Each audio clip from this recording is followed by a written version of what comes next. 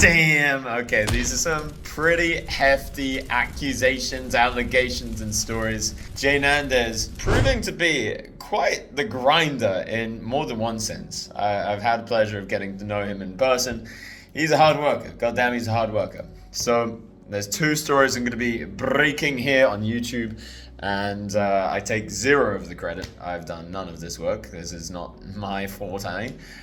Being able to run the mathematical simulations to be able to track bots better than the sites that say that they have this insane security. Let's get into it.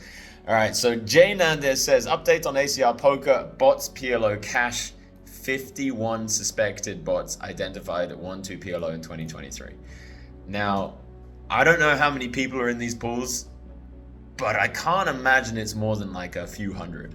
So if you've played in any of these stakes, which is apparently between 50 and 600 on ACR in PLO, you've been cheated. You've been cheated, and there's nothing you can do about it. So we'll see how this is going to run down. We've got bots held at 4.5 EV/BB per 100, meaning that for the non-pros out there, their win rate, i.e. how much they're winning over a long period of time, is in EV, in expected value, how much they're expected to win before the all-in and the variance and stuff like that, is 4.5 big blinds. So if you're playing 1-2, that's $9 per 100 hands that they're playing.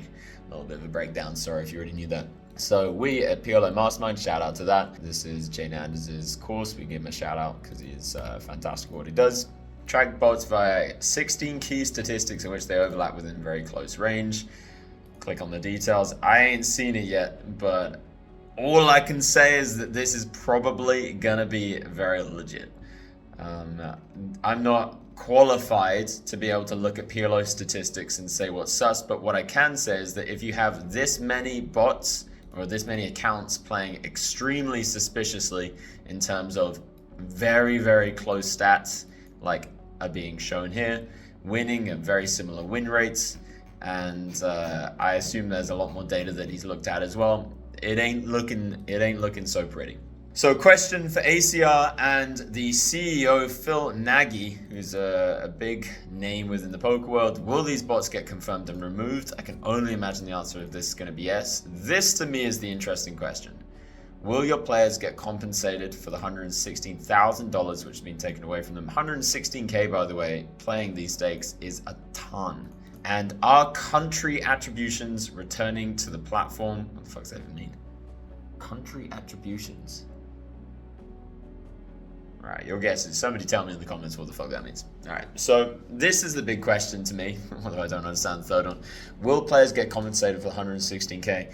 It would be a difficult decision. Imagine you're in Phil Nagy's shoes, or you're like the CEO of ACR. You know that even if you give 116K, people still aren't going to trust your platform. So from a purely business perspective, well, okay, that's tough. From a moral perspective, it's also kind of tough because, well, the players played on the site and you kind of expect the players to do their due diligence. I would pay it back if I were in their shoes. But I've heard so many arguments that it really rings a bell of when I argue to people that you shouldn't use HUDs, heads-up displays, that give you data and stats on your opponent in the game unless every single person knows about the HUDs existing in the game. And often what people will say in return is, well, if people are playing on this site, they should be doing their due diligence. And maybe this is some sick karma towards the professional poker players who obviously didn't do their due diligence, but were happy to use heads-up displays, but not happy for people to use RTA. Really, these things become very gray. But we'll call a plate a plate. This is cheating. Heads-up displays is borderline. You could argue in both directions. This is just outright cheating. So call to action for ACR players. Create an alias in your tracking tool. See how much money you won or lost against the bot group. This is a very good actionable thing. Message ACR 100%. Tag box and avoid them, or study and exploit them. They are beatable. This is very interesting, the fact that they're beatable. I guess they don't have particularly good bots running. I guess you probably don't need particularly good bots. Other interesting facts: no bots were found at 510 or higher. Wait for this other story, by the way. It's pretty wild as well. Seems like the bots were not successful on highest stakes higher than 1-2, most likely not good enough, which is extremely interesting. Again, like these bots. And I remember, this is about 10 years ago, right? My first ever encounter with a bot, I was playing on PokerStars, and there were these heads-up sit-and-goes, super deep stacked and super slow, so it wasn't a turbo. And I played against a bot, and I was playing for it was a $7 heads up, and I only had like $200 to my name. And I was like, I'm gonna try this heads up because I was, fucking didn't know what I was doing with my time. And I found that I was playing against a really shitty loose passive bot, and its style was to play not loose, like tight passive. So its style was to play not many hands. When it got a big hand, play big. When it didn't have a big hand, just fold. And so you could grind it away. It was like super beatable. It just took a long time, and it was probably just going to be beating the average recreational player that was going to be playing it, because that's a pretty good strategy against the average recreational player. If you guys are playing shitty people, by the way, play tight and play your big hands big and don't bluff much. That's pretty much how you beat up to like 5-10 live in America. Anyway, so these things have been around for a long time, but apparently they're getting a little bit better. There are more bots lower stakes than 1-2. We haven't studied the data sets. Okay, so if you've played lower, then you've probably also been cheated. And collusion between bots is a possibility, but it ain't their main objective. So just to finish on this, it's really looking like we're going to need some kind of renaissance in poker, in online poker specifically. It doesn't seem to be that No Limit has been getting as many bots as PLO. So if you guys want to come check out how to beat No Limit online, there's still a lot of people making a good living. By the way, we're having 3 coaching sessions a day in Elite University. So if you signed up there, you're actually paying, if you went to all of them, which I wouldn't expect you to, but you'd be paying less than $1 per coaching session, which is kind of crazy. Anyway, sponsored by Elite University, because I get so many people reaching out for sponsors for my content. Never fucking take anybody. Elite University, come check it out. Support your favorite YouTuber. Alright, so this is the second story. Serious complaint at GG Poker Cash Games PLO 5 was made. And this is very breaking. We got a player who's reported 5 players at PLO 5 Micro and GG Poker. He even manages recording in less than a minute. All the players left the table one after another, always playing there 15 hours a day. God damn it, people just aren't being subtle, which is kind of scary. So just to break down what he's saying, there are a bunch of accounts that are playing 15 plus hours a day, and they'll act very similarly. So they'll go in and come out and go. And this is probably what we were seeing, although it was for the app games before. On my previous video, editor, please put this up there, where I mentioned where I showed footage of loads and loads of phones connected to each other, and obviously it was a bot ring that was playing these app games and probably making a small win rate in these app games. I assume that's what's going on here as well.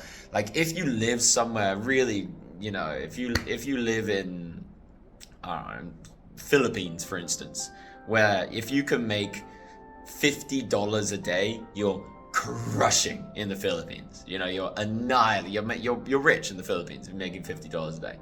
If you can just make $50, and I'm sure these bots can make a lot more than that, then financially there's a lot of incentive to just try and subtly get away with, or not even subtly, just get away with it on the micro stakes. And this seems to be what we're running into. And the scary thing is, well, if we're noticing the unsubtle ones, what about the people that are very intelligent and getting away with cheating at the high stakes and being more subtle about it, having better AI, having better bots that are doing, or maybe a person with artificial intelligence telling them how to play? There's just so many ways to cheat, and I really don't see how we're going to get around this as a poker community unless we have some really intense changes.